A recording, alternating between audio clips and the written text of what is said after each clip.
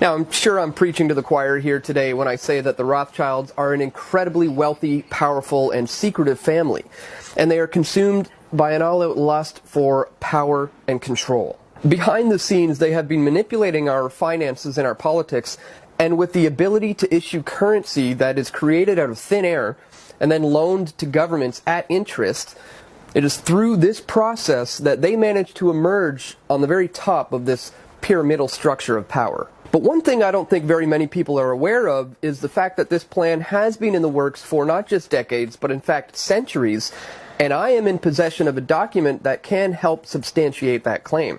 What I'm holding right here in my hands is an original document. This was printed on November 28th, 1829. This is a Niles Weekly Register, and remember, this came out at a time when the press and the media was not as controlled as it is today. So researchers and journalists were able to put this kind of information out there. And the info contained herein suggests that the Rothschilds purchased Jerusalem and they had big plans in store for that landmass. So I'm just going to pick up the camera here and we'll read this to you. Alright guys, so this is the paper in question. This is a Niles Weekly Register. And bear in mind, this was printed in 1829. Unbelievable that they were able to put this kind of information out there back then, but as we said, they weren't as controlled as we are today. So, let's have a look at what they had to say here. I'm going to very carefully open this up because, as I said, this is an original document from 1829. And here is the article. I'll read it to you now. Jerusalem. There is a report that the Rothschilds have purchased Jerusalem. We see nothing improbable that in the pecuniary distress of the Sultan, he should sell some part of his dominions to preserve the rest, or that the Rothschilds should purchase the ancient capital of their nation.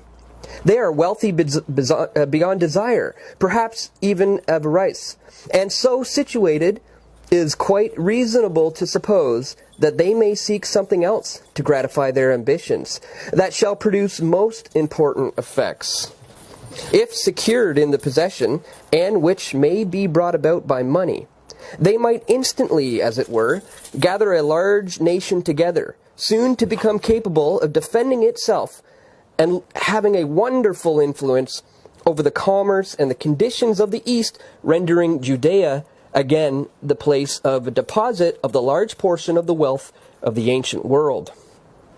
To the Sultan, the contrary is of no great value, but in the hands of the Jews, directed by such men as the Rothschilds, what might it not become, and in a short period of time? The Sultan is in great difficulty. Baron Rothschild was proceeding to Constantinople, and a second rebuilding of the temple is not among some of the most strange things expected in these strange times by some of the Jews. So there you have it, folks. The Rothschilds purchased Jerusalem, and as has been confirmed in this recent interview, they also formed the nation of Israel as we know it today.